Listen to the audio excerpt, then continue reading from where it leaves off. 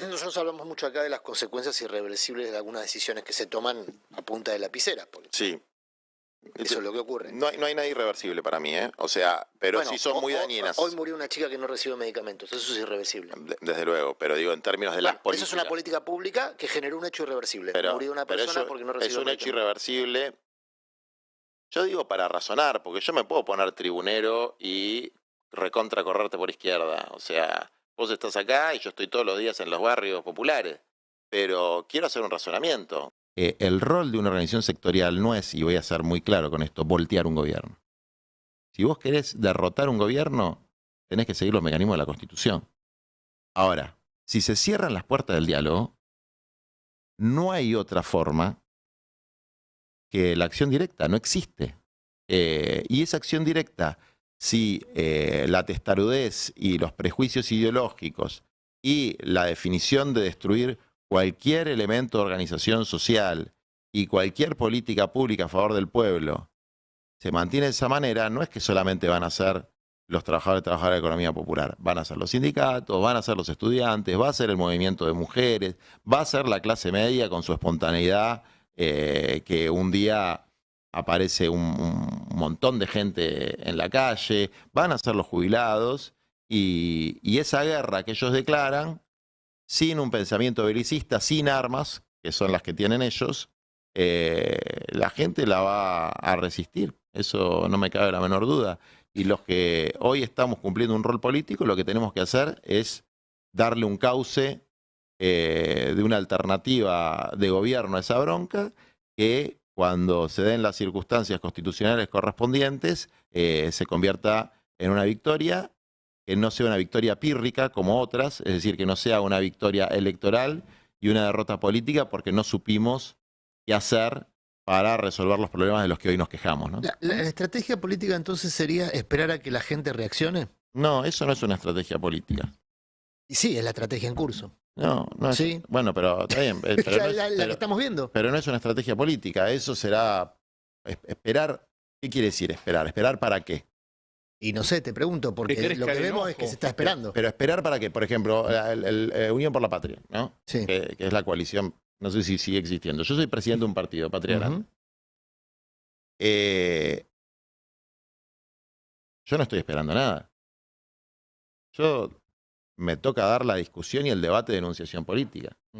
Y estoy planteando lo que desde la política se debe hacer. Bajar el DNU, bajar la ley, esta ley bases, etcétera.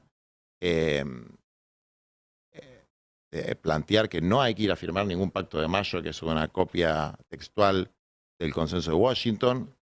Enunciar en cada lugar donde me dan el micrófono las barbaridades que está haciendo el gobierno, agrupar a la militancia política para construir la alternativa, defender a los movimientos de la sociedad civil que están protestando. Ahora, no se puede hacer otra cosa, con la gente enojada o sin la gente enojada.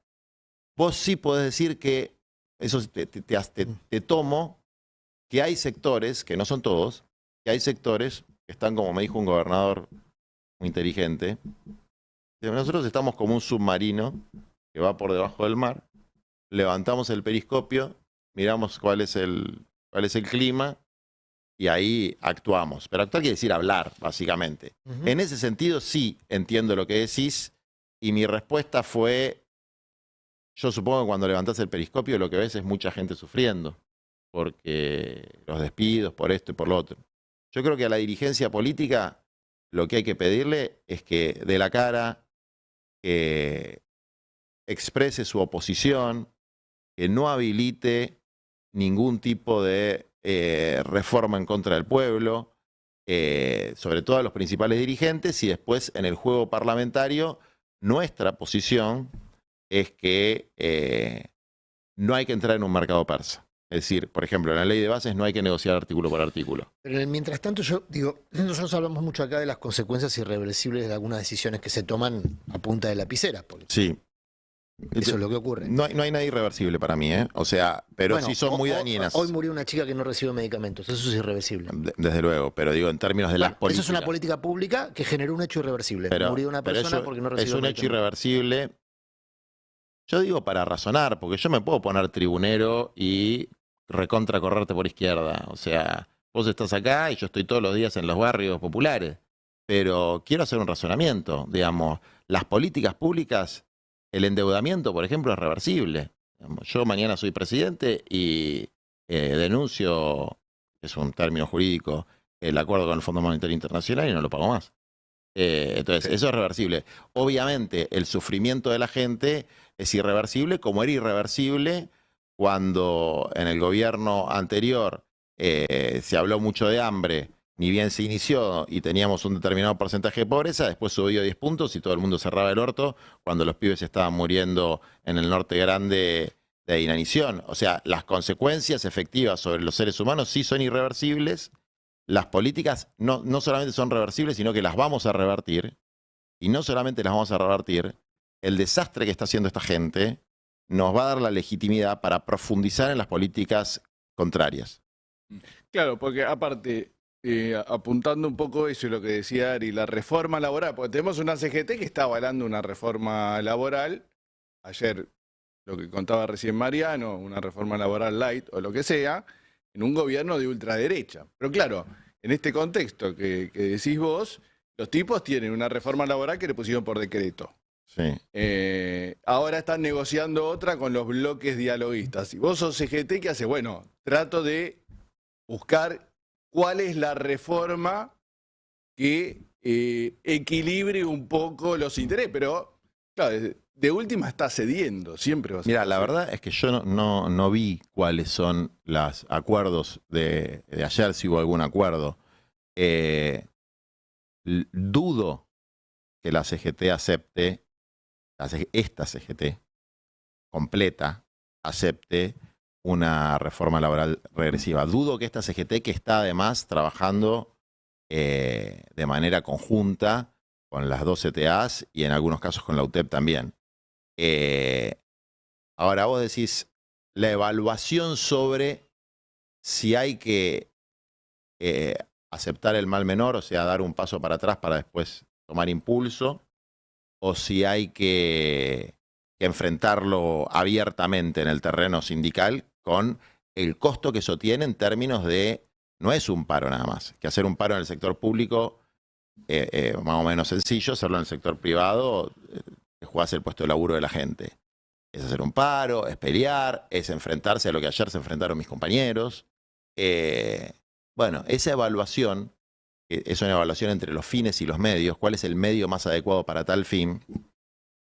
Yo no voy a caer en lo que hace muchos años la derecha neoliberal y el progresismo elitista, que es en desacreditar a las organizaciones de la clase trabajadora, digamos. Yo creo en esas organizaciones, más allá de los errores que puedan cometer sus dirigentes, y creo que hay en el gobierno un ataque brutal a esas organizaciones. Si yo viera que existe un ánimo de colaboracionismo en serio, es decir, de traición a los intereses de los trabajadores, que sería por parte de algún que otro dirigente, lo diría sin tapujos. No veo ese clima, puede ser lo que pasa con algún dirigente que se suma políticamente y que a cambio de esa suma política entrega a sus compañeros, pero no veo que ese sea el ánimo del conjunto del movimiento obrero mayoritariamente peronista y creo que todo lo contrario. Fue la propia CGT la que fue vanguardia de la pelea contra el gobierno en la marcha del 24. Ahora, después, en este contexto, hermano, que te salga una bien es difícil. Digamos, yo creo que, insisto, al declarar esta guerra se están cavando su propia fosa porque el pueblo sabe pelear, pero está muy jodida la mano. Digamos, hay compañeros nuestros, ven como en la fila del comedor hay 50 personas que se quedan afuera de las 100 que están en la fila. Entonces, yo que hoy está en el frente político, me piden un consejo. Bueno, luchen, pero ¿qué querés que haga? O sea, qué es lo que deberían hacer? ¿No? No tengo una respuesta para eso.